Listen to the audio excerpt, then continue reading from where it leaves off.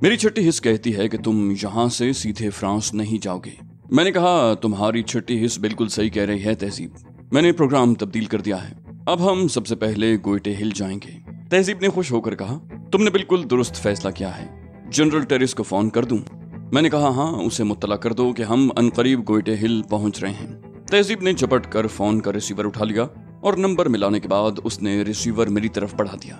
मैंने तहजीब से कहा तुम खुद बात कर लो ना, कोई लंबी चौड़ी बात तो नहीं करनी। तहजीब ने कहा जल्दी से रिसीवर संभालो। लाइन पर खुद जनरल मौजूद हैं और मैंने रिसीवर उसके हाथ से ले लिया। मैंने कहा हेलो।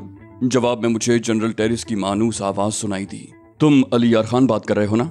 मेरे खुदा, क्या मैं खुशी से पागल हो जाऊं? तुम कहाँ हो? उसकी आवाज शिद्दत जज्बात से लरज रही थी। मैंने हंसकर कहा पागल होने की जरूरत नहीं है जनरल, अगर तुम पागल हो गए तो गोइटे हिल के अवाम का क्या बनेगा? वो बोला अरे तुम इतना अरसा कहाँ रहे और अब कहाँ से बात कर रहे हो? कितने अरसे बाद तुम्हारी आवाज सुनी है, तुम खुद कब मुलाकात कर रहे हो? मैंने कहा इतने बहुत से सवाल जनरल, एक एक करके सवाल करो ताकि उनके जवाबात भी दे सकूं। बहरहाल मैं इस वक्त इराक में हूँ। वो बोला हाँ, मुझे इत्तला मिली थी कि तुम एक मिशन की तकमील के लिए इराक पहुंचे हो। मैंने कहा और अब एक और मिशन की तकमील के सिलसिले में गोइटे हिल आने का इरादा है। जनरल बोला बड़ा मुबारक इरादा है, लेकिन इस इरादे पर जल्दी से अमल कर गुजरो, हमें और कब तक इंतजार करवाओगे? मैंने कहा मैं ऐसे ही शर्मिंदा हूँ जनरल, मुझे और शर्मिंदा मत करो, बस चंद ही रोज में तुम मुझे गोइटे हिल में देखोगे। जनरल टेरिस ने बड़ी संजीदगी से कहा अगर तुम कहो तो मैं तुम्हारे लिए खुसूसी तैयारा भिजवा दूं। मैंने बौखलाकर कहा अरे नहीं, ऐसा गजब मत करना, अगर ऐसी कोई जरूरत हुई तो मैं खुद ही तुमसे कह दूंगा। टेरिस बोला तुम बहुत ज्यादा खैरियत बरतने लगे हो अली, अपनायत का मुजाहिरा करते तो मुझसे ये सवाल करने की जरूरत ही पेश ना आती। लो अब कैथी से बात करो, ये तुमसे बात करने के लिए बेचैन है।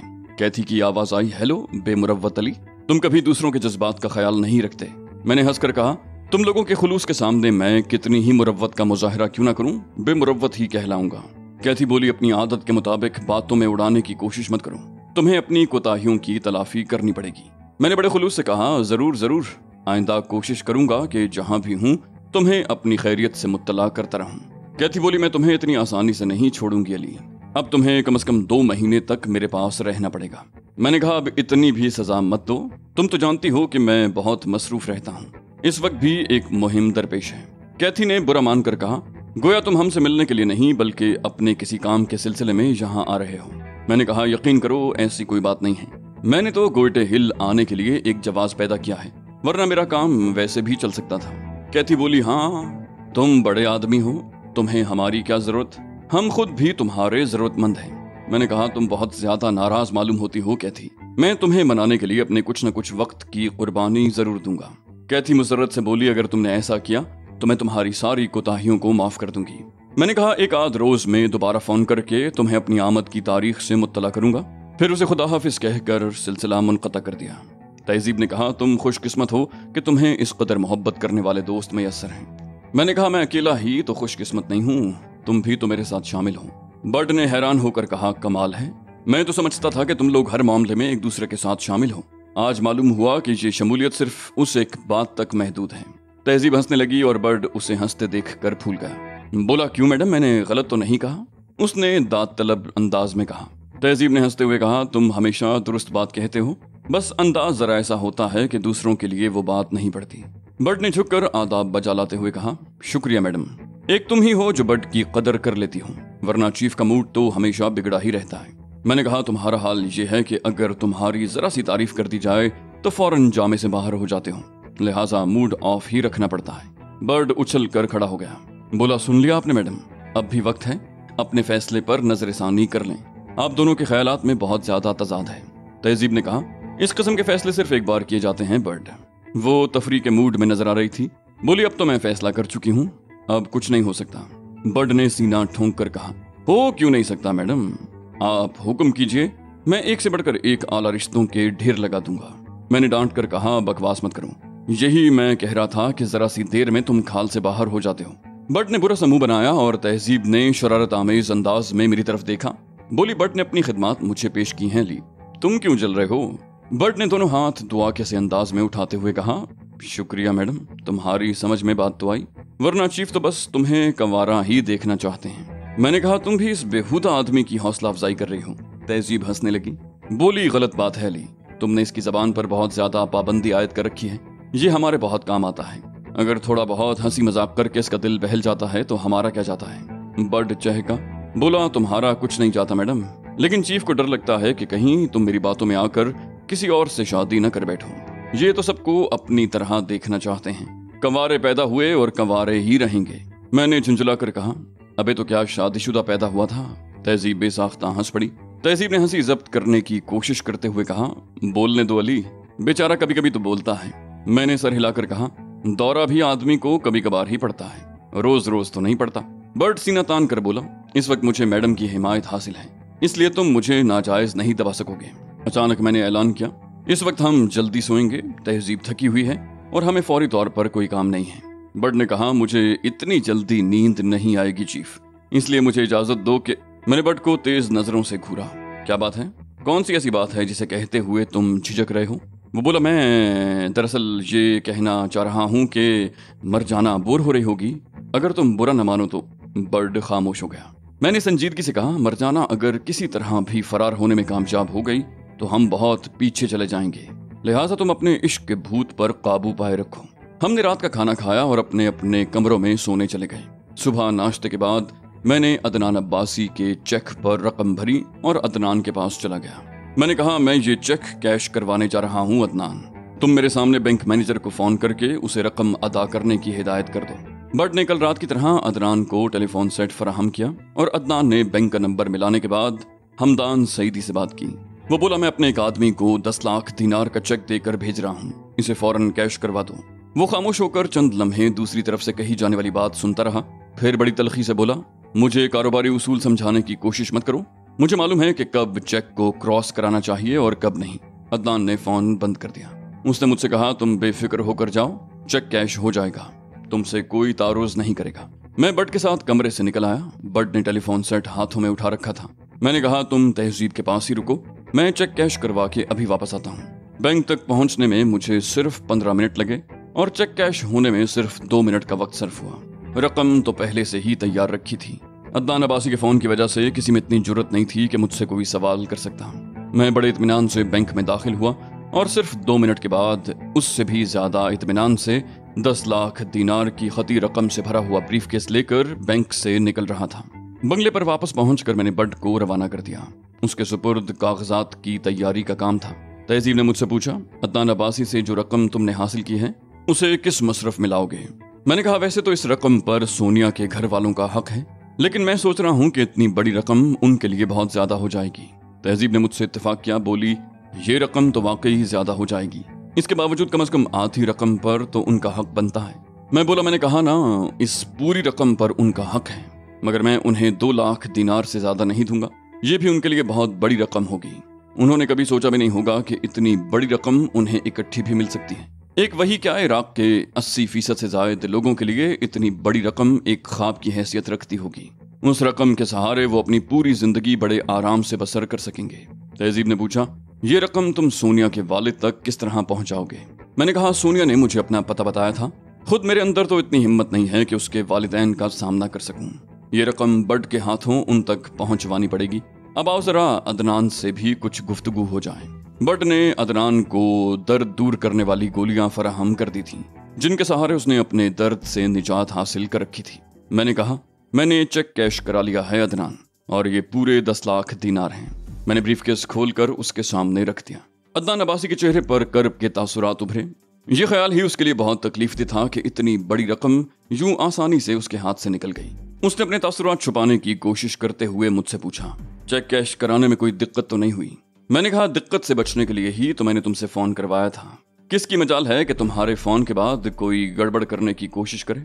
अदनान ने कराहते हुए कहा, तुमने अपनी मतलूबा रकम हासिल कर ली, अब तो मुझे रिहा कर दो। मैंने कहा, तुम्हारी रिहाई में 1 आध दिन मजीद लगेगा। मुझे उम्मीद है कि तुम्हारा अंजाम देखकर लोग इबरत हासिल करेंगे। अपनी बकिया जिंदगी तुम या तो व्हील चेयर पर गुजारोगे या फिर बेसाखियां तुम्हारा मुकद्दर बनेगी। यहाँ से जाने के बाद मेरा मुकाबला रैंडल से होगा।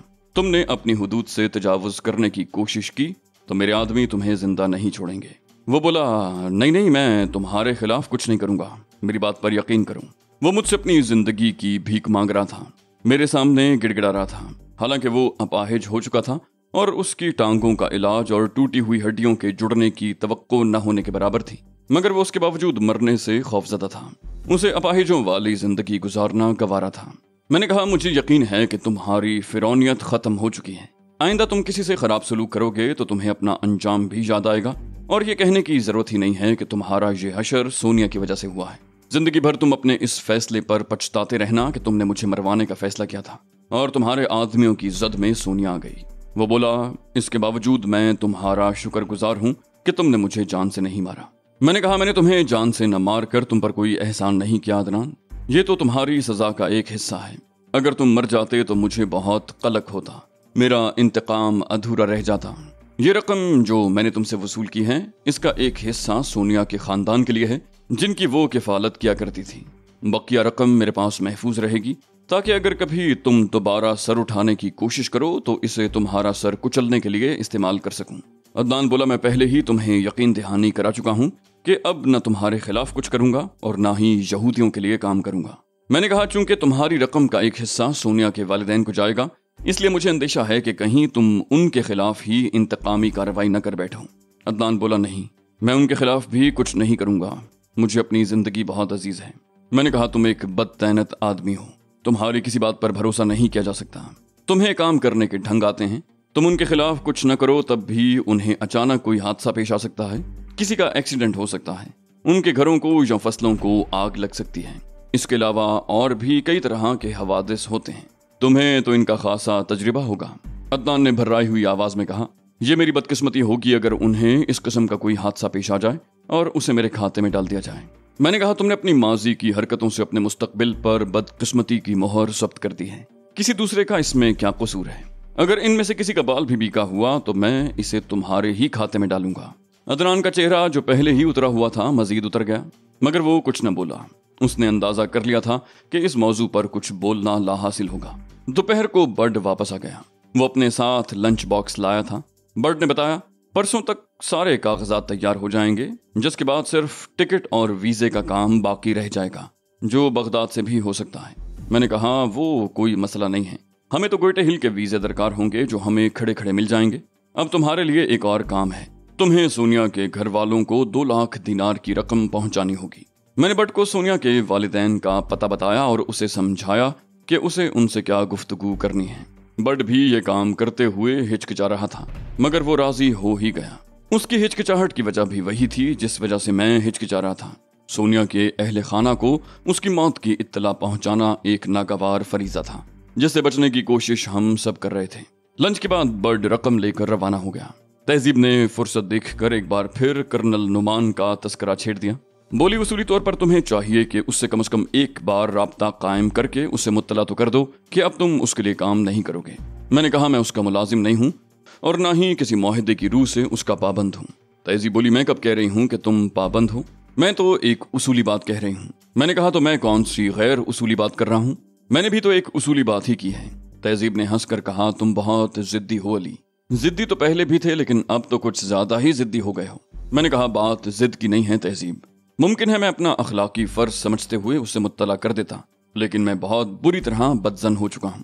تہذیب نے چونک کر کہا، بدزن ہو گئے ہو؟ کس بات سے، کس کی طرف سے بدزن ہو گئے ہو؟ میں نے کہا کرنل نعمان کی حد تک تو میں کچھ نہیں کہہ سکتا، مجھے وہ ایک مخلص آدمی محسوس ہوتا ہے، اس کے ساتھیوں میں بھی میں نے کوئی ایسی بات نہیں دیکھی، لیکن جب مجھے عراقی قوم کو قریب سے دیکھنے کا موقع ملا تو میں نے انہیں اس سے بہت مختلف پایا جیسا کہ ان کے بارے میں تاثر پایا جاتا ہے۔ جو قوم 7-8 سال سے مسلسل جنگ لڑ رہی ہو اسے بہت سنجیدہ ہو جانا چاہیے، لیکن یہ لوگ لہو و لعب میں مبتلا ہیں۔ اعلیٰ سطح پر عدنان عباسی جیسے ضمیر فروش اور بے حس لوگ موجود ہیں جو بڑی آسانی سے بک جاتے ہیں۔ میں نے کسی توقع پر ہی کام کرنے کی حامی بھری تھی، لیکن تم اندازہ کر سکتی ہو کہ یہ سب کچھ اپنی آنکھوں سے دیکھنے کے بعد مجھے کس قدر مایوسی ہوئی ہوگی۔ جنگیں حکومتیں نہیں جیتا کرتی، یہ تو پوری قوم کا کام ہوتا ہے۔ یہ لوگ بے حس ہو گئے ہیں، ان کے لیے کام کرنا وقت ضائع کرنے کے مترادف ہے۔ اس سے بہتر تو یہ ہے کہ آدمی اپنے طور پر کام کرے۔ تہذیب نے مجھ سے اتفاق کیا، بولی تمہاری بات دل کو لگتی ہے علی۔ تہذیب میں یہ خوبی تھی کہ کج بحثی نہیں کرتی تھی اور معقول بات فوراً تسلیم کر لیتی۔ میں نے کہا میرا مقصد تو فلسطین کو آزاد کرانا ہے، عرب دنیا کو یہودیوں کے ناپاک وجود سے آزاد کرانا ہے۔ مجھے تو ہر حال میں یہودیوں کے خلاف برسر پیکار رہنا ہے۔ मैं यही कर रहा हूँ और यही करता रहूंगा। सोनिया के वालिदैन को रकम पहुंचाने के बाद बट की वापसी शाम के वक्त हुई। वो खासा अफसरदा नजर आ रहा था। बट ने मुज़महिल अंदाज में कहा, तुमने मुझे बहुत मुश्किल काम सौंपा था चीफ। बहरहाल मैं काम निपटाया हूँ। मैंने एक तवील सांस ली। कहा, तुमने बहुत बड़ा काम किया है बट, बड़ा भी और नेक भी। वो बोला, नेक काम करके तो सुकून मिलता होगा चीफ, फिर मुझे सुकून क्यों नहीं मिल रहा? तहजीब बोली, सुकून तो मिलता है बट, तुम पर सिर्फ अफसरदगी तारी है। तुमने उन लोगों को एक नागवार इत्तला जो पहुंचाई है, ये उसी का असर है। बट ने कहा, तुम अंदाजा नहीं कर सकती मैडम कि बेटी की मौत की इत्तला सुनकर वो लोग किस तरह धाड़े मार मार कर रोए थे। तहजीब बोली, क्यों अंदाजा नहीं कर सकती? जवान बेटी या बहन की अचानक मौत पर तो हर एक का रद्द-ए-अमल यही होगा। बट ने बुझे हुए लहजे में कहा, वो बहुत खुश अखलाक लोग हैं चीफ। उन्हें मालूम हुआ कि मैं उनकी बेटी को जानता हूं तो उन्होंने मुझे हाथों हाथ लिया। ऐसा मालूम हो रहा था जैसे उनके लिए इस दुनिया में मुझसे बढ़कर कोई हस्ती नहीं है। मुझे बताओ चीफ कि इस हालत में मैं क्या करता? लेकिन मैं कुछ भी नहीं कर सकता था। मैंने उन्हें ये नागवार इत्तला पहुंचाकर उनसे उनकी खुशियां छीन ली। सोनिया की मौत की इत्तला न मिलती तो वो उसके जिंदा होने की आस में जिंदगी तो आसानी से गुजार लेते। मैंने कहा, जज्बाती बातें मत करो बट, सदमा बड़ा सही मगर वक्त हर सदमे को मुंतमिल कर देता है। अब कम से कम वो बेयकीनी की सलीब पर तो मसलूब नहीं रहेंगे। बट ने भर्राई हुई आवाज में कहा, वो लोग तो रकम भी नहीं ले रहे थे चीफ। उन्हें उस रकम में से अपनी बेटी के खून की बू आती महसूस हो रही थी। तहजीब की आंखें भी नम हो गईं। मैंने धीमी आवाज में कहा, उनका कहना एक तरह से ठीक है बट, रकम खा कितनी भी बड़ी क्यों ना हो, किसी की जिंदगी का नेमुल बदल नहीं हो सकती। वो बोला, बट को आइंदा इतना मुश्किल काम मत सौंपना चीफ। मुझे नहीं मालूम कि ये मरहला इस कदर मुश्किल होता होगा। मैंने कहा, आदमी को मुश्किलात से गुजरने का आदी होना चाहिए, खुसूसन तुम जैसे आदमी को। वो बोला, इस किस्म के मुश्किल काम तुम खुद ही कर लिया करो चीफ। कुर्बानी का बकरा बनने के लिए एक बर्ड ही रह गया है। मैंने उदासी से कहा, ऐसी कोई बात नहीं है मेरे दोस्त, लेकिन मैं सोनिया के घर वालों का सामना नहीं कर सकता था। इसकी वजह सिर्फ यह है कि सोनिया से मेरा जज्बाती ताल्लुक था। बर्ड अचानक उठ खड़ा हुआ, बोला, एक बार फिर कहो चीफ, तुमने मुझे दोस्त कहा। अगर हमेशा इसी तरह कहते रहो तो बर्ड तुम्हारे लिए इससे 1000 गुना ज्यादा मुश्किल काम सर अंजाम दे सकता है। मैं फीके अंदाज में हंस पड़ा। कहा, तुम मेरे दोस्त ही तो हो बेवकूफ आदमी। तुम हो, तहजीब है, जनरल टेरिस और कैथी ब्राउन है। तुम सब वो लोग हो जिनके बगैर अली यार खान कुछ भी नहीं है। वो बोला, शुक्रिया चीफ, शुक्रिया। तुम्हारे ये अल्फाज बर्ड की इज्जत अफजाई के मुतरादिफ हैं। अब बर्ड तुम्हारे लिए जान भी दे सकता है। मैंने कहा, इसके लिए मुझे कुछ कहने की जरूरत नहीं है। जान तो तुम मेरे लिए वैसे भी दे सकते हो। यही जज्बा तो है जो मुझे तुम लोगों के शहर से नहीं निकलने देता। तुम ही लोगों की वजह से मैंने इतनी बहुत सी कामयाबियां हासिल की हैं। बर्ड ने हाथ उठाकर कहा, बस करो चीफ, बस करो। बर्ड की इतनी तारीफें मत करो कि उसका दिमाग खराब हो जाए या वो खुशी से पागल हो जाए। लेकिन इस रकम में से बर्ड को कमीशन कब मिलेगा? मैंने कहा, वो सारी की सारी रकम तुम अपने तसर्रुफ में ला सकते हो। कमीशन का क्या मतलब है? मेरी हर चीज पर तुम्हारा हक है। बर्ड ने मुझे देखकर हैरत से पलकें झपकाईं। बोला, आज तो तुम बर्ड को हैरान किए दे रहे हो चीफ। ऐसे मूड में तो मैंने तुम्हें पहले कभी नहीं देखा। मैंने कहा, पहले कभी तुमने इतना बड़ा काम भी तो नहीं किया। बर्ड ने एक बार फिर हैरत से पलकें झपकाईं। बोला, यानी माजी में बर्ड ने तुम्हारे लिए जो कुछ किया वो सब का सब जाया? तहजीब ने कहा, अली का मतलब ये है कि सोनिया के घर वालों को रकम पहुंचाने का काम खुद अली के लिए बेहद मुश्किल था। बर्ड ने कहा, मुझे अंदाजा नहीं था कि मैंने इतना बड़ा कारनामा सर अंजाम दे दिया है, वरना मैं चीफ से कोई इनाम जरूर तलब करता। मैंने कहा, वो तो तुम अब भी तलब कर सकते हो, तुम बजा तौर पर इनाम के मुस्तहिक हो। बर्ड ने कहा, मुझे बार बार मर जाना का ख्याल आ रहा है चीफ। वो बेचारी बोर हो रही होगी, अगर तुम इजाजत। मैंने सख्ती से कहा, हरगिज नहीं, तुम्हें किसी फजूल काम की इजाजत नहीं दी जा सकती। बर्ड ने फरियाद तलब अंदाज में तहजीब की तरफ देखा। बोला, देख लिया मैडम, चीफ कितनी तेजी से बदला है। तहजीब ने नरमी से कहा, अली का कहना दुरुस्त है बर्ड, मर जाना एक खतरनाक एजेंट है। वो जरा से मौके से भी फायदा उठा सकती है, उससे दूर ही रहना बेहतर होगा। बर्ड ने बिगड़ कर कहा, बस बस रहने दो मैडम, तुम दोनों ने मिलकर बर्ड के खिलाफ साजिश की है। ये कहकर वो पैर पटकता हुआ कमरे से बाहर निकल गया। तहजीब ने हंसते हुए कहा, बहुत सुअर है, संजीदगी तो जरा देर के लिए भी नहीं बर्दाश्त कर सकता। मैंने कहा, इसके बावजूद बहुत कारआमद आदमी है, इसकी अफादियत से इनकार मुमकिन नहीं। तीसरे रोज सारे कागजात तैयार हो गए और हम बसरा से बगदाद के लिए रवाना हो गए।